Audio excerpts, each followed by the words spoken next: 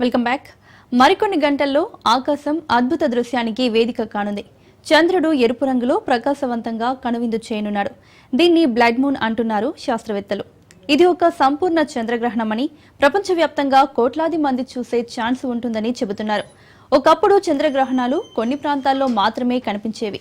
ఇప్పుడు వాతావరణం బాగుంటే వరల్డ్ వైడ్ గా 85% మంది చూసే అవకాశం ఉంటుంది.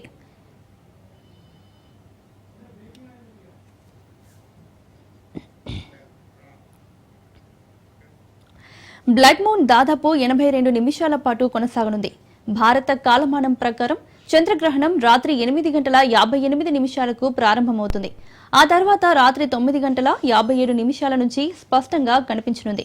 అలాగే రాత్రి 11 గంటలకు సంపూర్ణ గ్రహణం మొదలవుతుంది. 11 గంటల 41 నిమిషాలకు చంద్రుడు అత్యంత ఎర్రగా మారుతాడు. రాత్రి 2 గంటల 25 నిమిషాలకు గ్రహణం పూర్తిగా ముగుస్తుందని సైంటిస్టులు అంటున్నారు.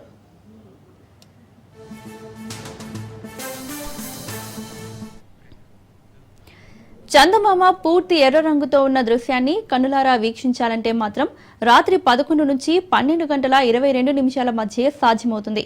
హైదరాబాద్, ముంబై, ఢిల్లీ, చెన్నై, బెంగళూరు, కోల్కతాలో చంద్రగ్రహణం కనిపించినా కాంతిలో కాలుష్యంతో స్పష్టత ఉండదని, హిమాచల్, లడాక్, రాజస్థాన్, గుజరాత్, కూర్గులో మాత్రం స్పష్టంగా కనిపిస్తుందంటున్నారు సైంటిస్టులు.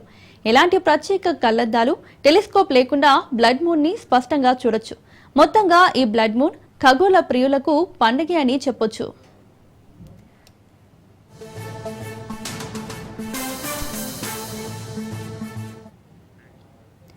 ఇక చంద్రగ్రహణం కారణంగా ఆలయాలు మూతపడనున్నాయి.